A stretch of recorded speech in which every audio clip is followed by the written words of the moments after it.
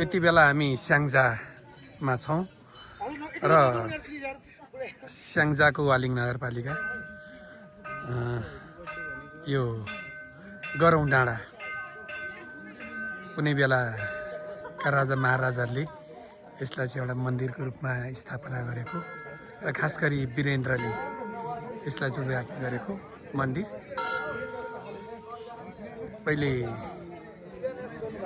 यति बेला चाहिँ हामी मन्दिरको परिसरमा छौँ र वरपरका डाँडाहरू जति पनि छन् बडो फुच्चे खालका डाँडा देखिन्छन् यति बेला चाहिँ यहाँ। र तिलक सर तिलक पौडेलले आफ्नो भाइको बिहेको अवसर पारेर हामीलाई यो ठाउँ ल्याउनु भएको छ र उहाँहरू चाहिँ पुरा फोटोमा व्यस्त हुनुहुन्छ र अझ उहाँहरू भिडियो फोटोतिर उहाँहरू खुब व्यस्त भएको देखिन्छ। विष्णु सर पनि पुरा मन्त्र जप गरिसकेपछि यहाँ हाम्रो नजिक आइपुग्नु भएको छ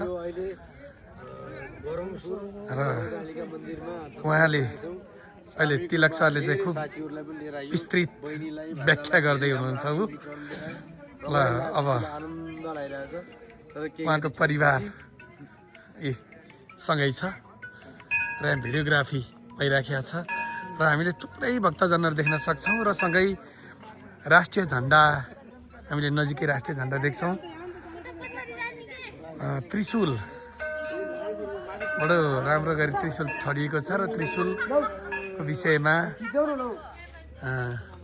अनि त्यस्तो भन्नुपर्ने केही छैन। यहाँ नेपाल टेलिकमले एउटा टेलिफोन टावर राखेको छ। हो पर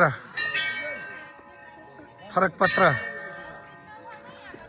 दैनिक फरकपत्र मासिक र द जर्नीका पत्रकार सुशान्त पौडेल सुशान्त नेउपाने रामशरण नेउपाने यति बेला उहाँ चाहिँ हुनुहुन्छ यता र बडो रमाइलो यता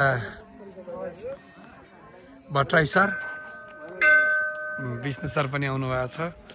ऊ तल हाम्रा गुरुजी भाइहरू बडो तल गर्नुभएको छ।